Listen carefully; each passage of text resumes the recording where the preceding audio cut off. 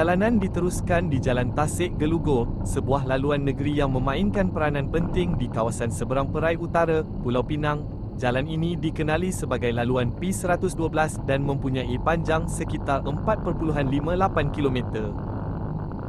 Walaupun jaraknya tidak begitu panjang, Jalan Tasik Gelugor merupakan antara laluan utama yang menghubungkan Pulau Pinang dengan negeri Kedah, khususnya ke arah kawasan Padang Serai.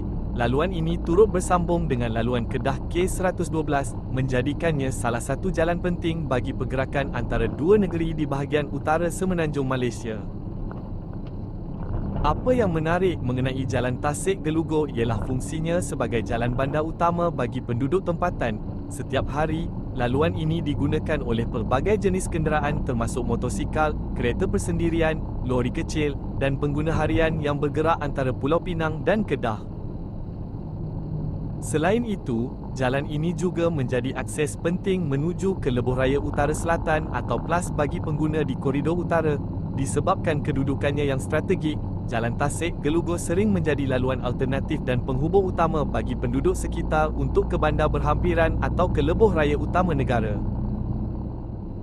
Sepanjang perjalanan, laluan ini merentasi beberapa kawasan penting seperti Kampung Besar, Kampung Selamat, dan Pusat Tasik Gelugor sendiri.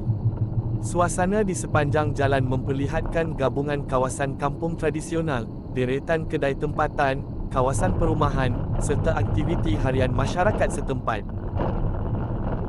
Pada waktu pagi dan petang, jalan ini menjadi lebih sibuk dengan pergerakan penduduk yang keluar bekerja, menghantar anak ke sekolah, serta menjalankan urusan harian. Walaupun trafiknya tidak seteruk bandar besar, suasana jalan tetap hidup dengan aktiviti komuniti tempatan.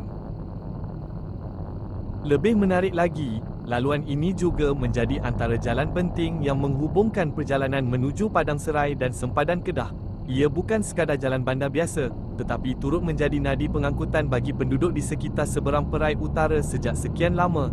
Inilah Jalan Tasik Gelugor, sebuah laluan negeri yang mungkin kelihatan sederhana, namun mempunyai peranan besar dalam menghubungkan komuniti, bandar kecil, dan sempadan antara Pulau Pinang dan Kedah.